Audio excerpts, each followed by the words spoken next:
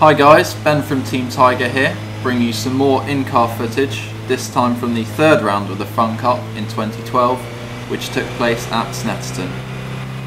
Unfortunately, this was a short weekend for the team, as there was a pretty big start line incident for us, which you'll see in a minute.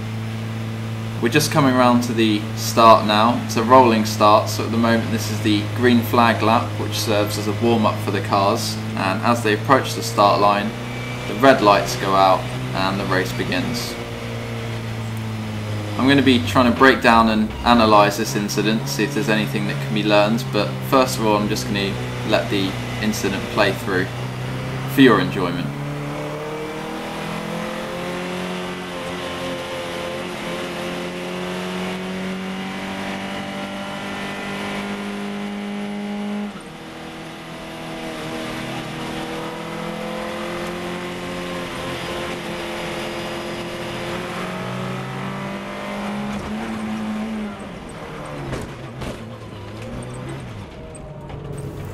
Pretty nasty, huh?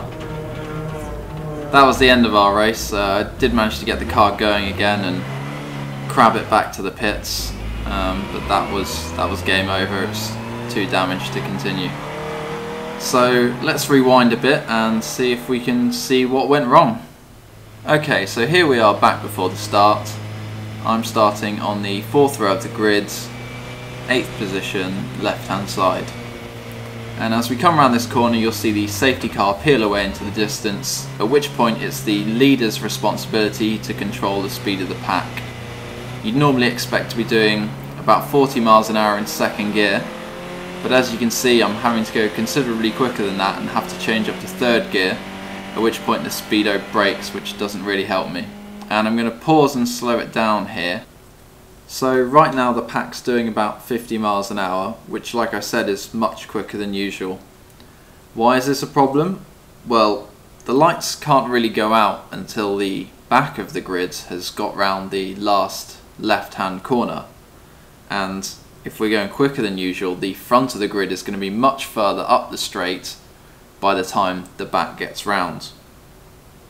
So as you get closer to the light structure, which is, you know, a good 20 feet tall up in the air so that people at the back can see, it becomes increasingly more difficult to see it yourself when you're at the front, due to it being so high up and you're wearing a helmet which limits your vision, coupled with a hands device which goes over your shoulders and straps to the helmet to stop your neck rolling around in a high-speed crash, and then you've got the belt strapping you into the seat, so you can't really lean forwards and look up out the window to see the lights. If you're very close to it, you almost have to guess, which I think may have contributed to one of the problems here, which, as you'll see, was the front cars being very slow when the lights go out. As we get back underway here, I've outlined the start lights on the right hand side. You can see them change, but just to make it a bit easier to see, they're going to change now, and at this point you can put your foot to the floor and begin racing. You're not allowed to overtake until you get to the start line, but being so close to the front of the grid, that's not going to be a problem from this position. So I accelerate away and immediately realise the car in front of me is going much slower than I am. At this point I go to the left, which I think was the best decision. Going to the right into the middle of the track can cause all sorts of problems. If, for example, I was starting on the right hand side of the grid, I'm not going to want to go right and place myself between another car and the 5-foot high concrete pit wall.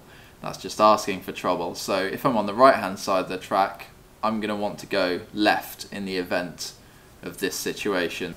So as we're on the left hand side of the track, we don't want to be diving right and possibly colliding with people who started on the right hand side of the grid who are diving left.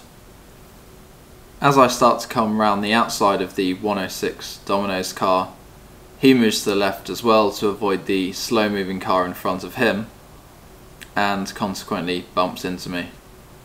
The bump from his car itself wasn't that bad, but as soon as it slightly jumped me on the grass.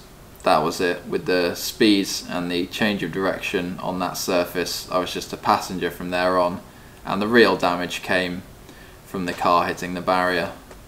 So was it the white car's fault? Not really. He could have looked in his mirrors and seen me coming, but everything happened so quick at the start. He was having to move left to avoid the slow car in front of him. He probably wouldn't have the time or maybe the presence of mind to check his mirrors. I'm not saying that I would at all. I most probably wouldn't in that situation, so I can't really blame him. Is it the guys at the front's fault? Well, I don't know without speaking to them as to why they were moving so slowly at the start. Like I said, it may be because they couldn't see the lights properly. I don't know. Was it my fault? I don't think so. I think I placed the car in the right piece of the track. I didn't break any rules. However, it is the kind of incident that with experience I can hope to avoid in the future. By being ready for those kind of situations, although unusual, you can more easily predict what other cars are going to do in front of and around you, and hopefully avoid those situations. It is a long race in the Funcup, anywhere between 4 to 8 hours, so a few meters lost on the start line doesn't mean much.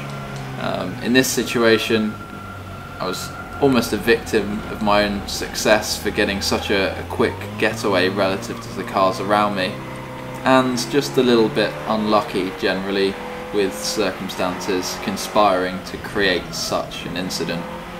So a disappointing weekend overall for the whole team. I had a lot of fun up until that point. In qualifying we were running excellently. We actually came second overall in class in qualifying and fourth overall, which is a magnificent result.